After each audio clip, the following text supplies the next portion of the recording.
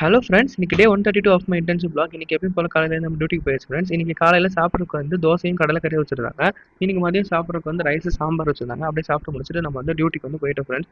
Okay friends, இன்னைக்கான topic என்னன்னு பார்த்தீங்கன்னா ஏபிஓ பிளட் குரூப்பிங் சிஸ்டம் பற்றி தான் பார்க்க போகிறோம்.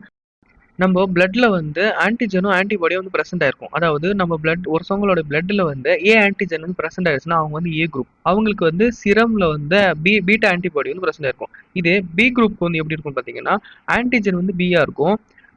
ஆன்டிபாடி வந்து பார்த்தீங்கன்னா ஆல்ஃபா ஆன்டிபாடியா இருக்கும். இதே ஒரு பர்சனுக்கு வந்து ஏபி அப்படின்னு சொல்லக்கூடிய ரெண்டு ஆன்டிஜனுமே வந்து அவங்க பிளட்ல பிரசன்ட் ஆயிருச்சுன்னா அவங்க வந்து ஏபி குரூப் பர்சன் அப்படின்னு சொல்லுவாங்க. அவங்களுடைய சிரம்ல வந்து எந்த ஒரு ஆன்டிபாடியும் பிரசன்ட் ஆயிருக்காது. ஆனா இதே வந்து ஓ குரூப் பர்சன் வந்து எப்படி இருக்கும்னு பாத்தீங்க, பிளட்ல வந்து ஏபின்னு எந்த ஆன்டிஜனும் பிரசண்டா இல்லாம சிரம்ல மட்டும் ஆல்பா பீட்டான்ற ஆன்டிபாடி வந்து பிரசன்ட் ஆயிருச்சுன்னா அவங்க வந்து ஓ குரூப் அப்படின்னு வந்து சொல்லுவாங்க.